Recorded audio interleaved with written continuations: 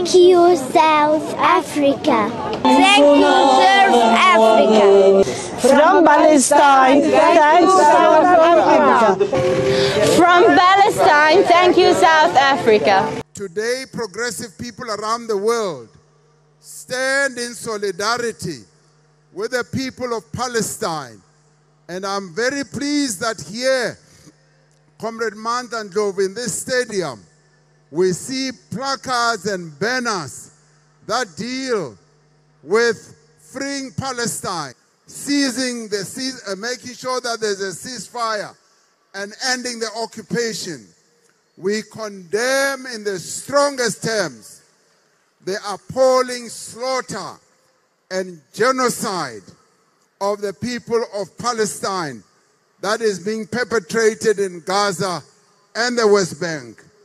The ANC has always stood side by side with the people of Palestine in their struggle for self-determination, because like we before 1994, they stood with us. Many people around the world stood with us, and the people of Palestine faced the brutal enemy as well as we did. Nelson Mandela famously declared that our own freedom as South Africans is incomplete without the freedom of Palestinians. And comrades, that remains true even today. It is for that reason that South Africa took the unprecedented step to go and lodge a case at the International Court of Justice, to go and say that Israel is committing genocide in Gaza and on the West Bank, and to urge the International Court to stop, to take a judgment that will stop that genocide. We have a responsibility, like other countries felt they had a responsibility to end apartheid. We also have a responsibility to end the genocide that is taking place.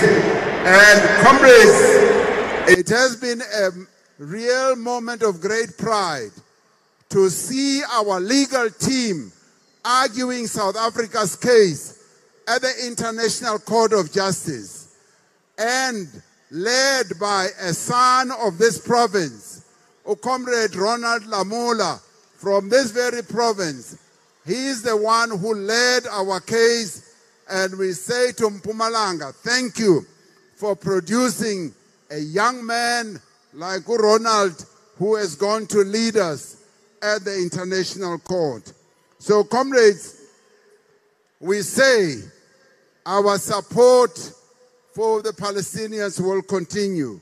We also, comrades, we reiterate our support for other people around the world, and we solidly support the peoples of Cuba in their own struggle as they continue to suffer under the blockade that has been imposed on their country. We also support the struggles of the people of Western Sahara. So comrades, there have been various global crises where South Africa has been participating, and we participated with our sister African countries in seeking to bring about peace in the Ukraine and Russia conflict. And we will continue to play an active role in Africa's renewal and development. We are a trusted partner in conflict resolution, and we will continue to do so. And working together with other national liberation movements and progressive parties on the continent, we will continue making a contribution to make sure that there is development on our continent. Today we echo the words of Nelson Mandela, the founding president of our democracy, who boldly pronounced during his inauguration and said, "Let freedom reign. The sun shall never set on so glorious a human achievement." What we have done and what we are going to be celebrating when we are fully 30 years as a democracy is to celebrate this glorious human achievement that Utatu Nelson Mandela spoke about. The Israeli state is fundamentally a racist state. Nobody must be allowed to coexist with a fundamentally racist state. You can't be asked in the interest of the values of our constitution to recognize a racist state whose establishment is for a Jewish-only people at the expense of Palestinians. Why would you do that? Those are the facts. There is no people who have a God's right to be superior to anyone. The Israelis don't represent the Jewish communities of the world. They represent Zionism and racism. It must be said here. Whoever supports them supports racism. So, what is South Africa doing in a relationship with a racist regime? If they're engaged in a genocidal exercise, Minister Naledi Pandor, why are you recalling people for consultation? Because you've already declared that there is a genocide.